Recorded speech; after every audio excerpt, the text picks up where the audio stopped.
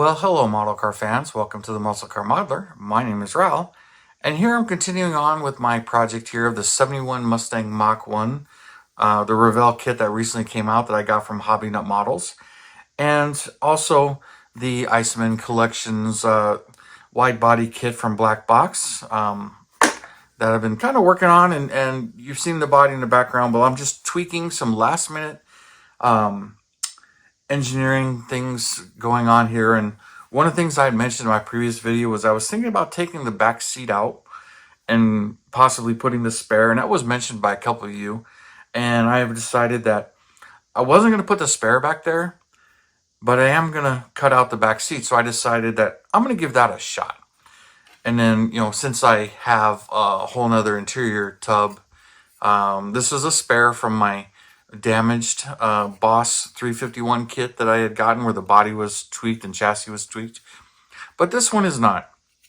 So I really didn't have any issues with this. And if I messed up, I have a spare, which is mainly what that's for. But now I can show you the differences. Here it is, pretty much all mocked up and assembled as far as getting it done. And I pretty much pieced it together with tape and got the seats in there. The seats are sitting a little lower. Basically just had to trim this right here so far to get it to clear the console and sit in a little bit, and it also sunk it down just a little bit by doing that. So brought it down just about 1/8 of an inch basically, instead of sitting on the pedestals. Plus on the chassis I had ground these stands out, so that also brought the seats down that extra 1/8 of an inch or so, bringing it down. So with those combinations work good.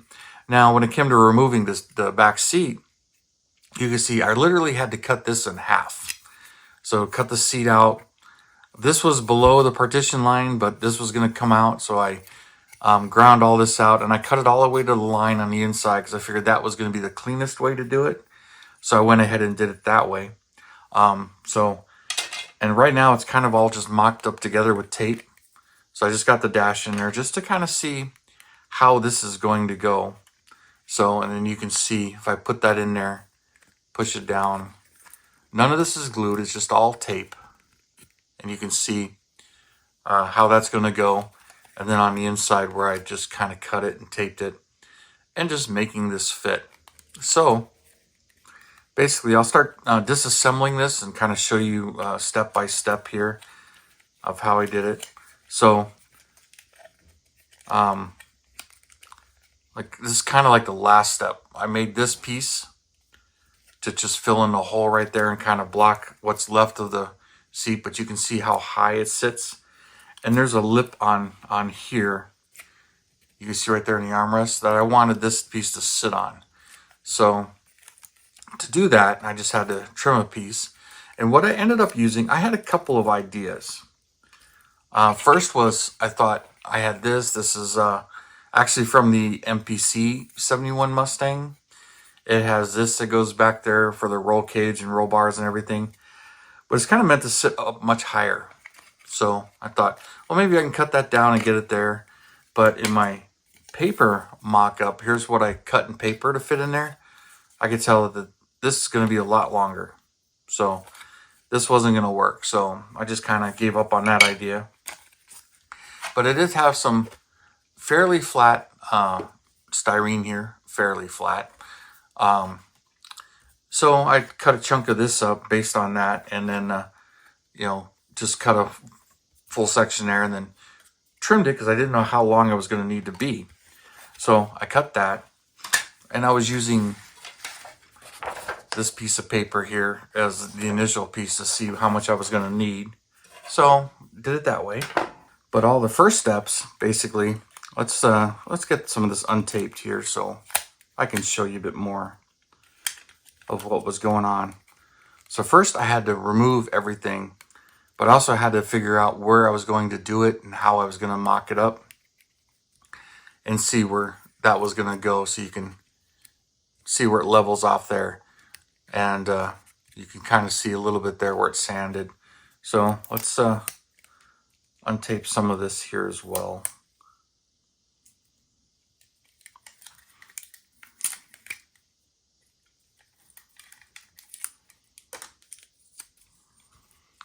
So once I got this cut away from this, and you can see where the seat is right there, I had to grind all that away and sand it flat. You can kind of see right there, maybe a little bit more on this side, but cut the whole shelf away.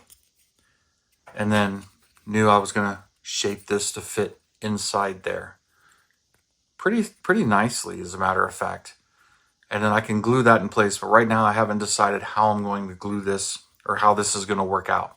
So, got this cut and then sanded all of this away and got it all clearanced and for the most part done. It's still kind of rough as far as the sanding because this is 100 grit and I haven't smoothed it all out. But, you know, that step I haven't gotten to yet. But cut this away. And then also, really didn't do anything to the door panels. You can see that there, other than they're taped in. So I'll remove those. And then you can see where I ground the floors. And didn't get too crazy with that one. Just used my Dremel and just kind of did that and then sanded it. And then you can see the hole there for the shifter. That's not in this one. So you can see the difference between the two as far as what I did. Hold that a little bit better. As far as what I did as far as lowering the seats and smoothing them out and cutting the seat there. And since this was all going to be clearance and under there, it wasn't going to be a big deal. And then this, pretty much going to hide the seat like that, like so. So, didn't do anything to the door panels. Although I'm trying to figure out at this point what colors I'm going to go with. I'm going to paint it. Do I want to keep it completely apart or glue them together? Because I can glue this in here, shape it, get it all glued in place, get this glued in place.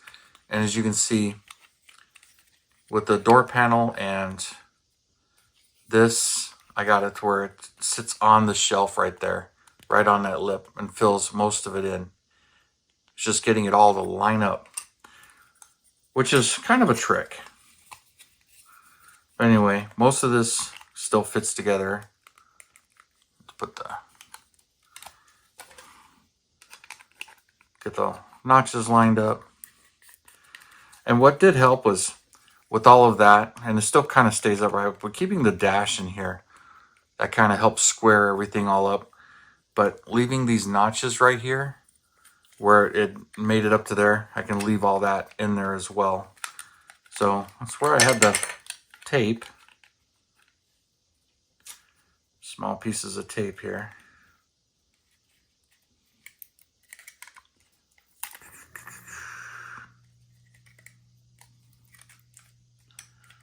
There we go.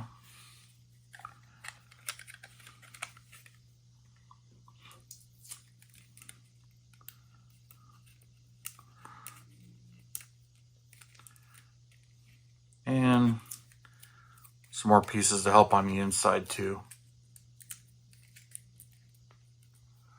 You can use tape or you can use white glue, whatever you have available to you.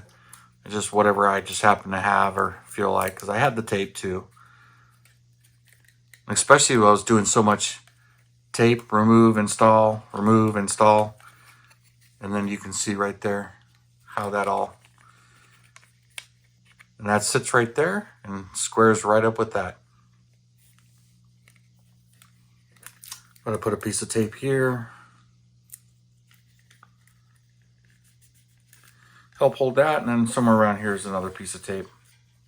Oh, it's still on it. Get that under the lip, and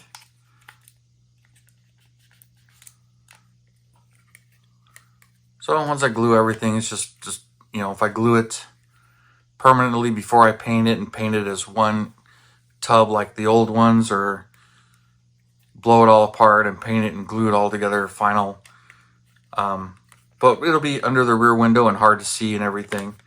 And you can get kind of, you know, put some amps in here or do something silly like that too. That'd be kind of fun. But that's just something that easily just add to it as far as detail goes. But that's looking pretty good. And then one of the last things I want to do, like I brought up the seats, was a different steering wheel. So got the dash, and of course the steering column. And then I just wasn't feeling like using this steering wheel in this particular car. So I was looking at my options here. Thought that would be kind of fun. Nice vintage Model T there, but no, I'm just playing around with you guys. Or even a Mopar Tough Wheel. That would look pretty good actually in this one, but I'll save that for another project. I might need it for a restoration because this is MPC and these are kind of hard to find. But that's in my stash. And we can go with a modern Mustang steering wheel, but no, not feeling that one either. But I kind of narrowed it down to these two. I like this one, but that's definitely got the Shelby vibe and the spokes and everything. And I think that's what this is from, is one of the Shelby kits. So I think that's cool. But I also have this one. And this is the one I'm really leaning towards. And I believe this was in like my 83 Mustang convertible kit. Like this was one of the steering wheel that was in there. And but I didn't use it, and I had another option that was a little bit more, because this is, I think, what like the 79 pace car used as well. And it's small and it's about the right size, and I like the way it looks. It has an aftermarket look to it for this car. And so I think it'll work out pretty good. So I can remove all that, kind of put it in there for just kind of an idea of what it's going to look like. And I kind of like that idea. Just cut the base off and use the steering column that comes with the kit. And so I'm really leaning towards this steering wheel from my stash. So I think I'll go with that. And that'll just be really easy. Just cut the stock off and make sure it fits that steering column. Drill a little hole to use that pin if I wanted to. Or just, shave that mostly off. That's probably what I'm going to do, because there's not a whole lot of room on this one as far as drilling a hole goes. But anyway, that's the fab work that's gone into this for the interior tub and the seats and the steering wheel, just to update the car a little bit without going too somewhat radical as far as the car is going. I mean, it's got real modern Pro Touring look to it, but update the interior without taking too much of its original feel away as well. So that's kind of what I'm kind of enjoying with this one. I'm just playing with it. Still entertaining color ideas and everything, and maybe even some carbon fiber to it, but I'm not really sure yet, but not quite there, but I've got some thoughts. But anyway, you guys, thank you for tuning in, subscribing, and all your comments. I really do appreciate you guys, and you have a wonderful weekend, and I will see you next time.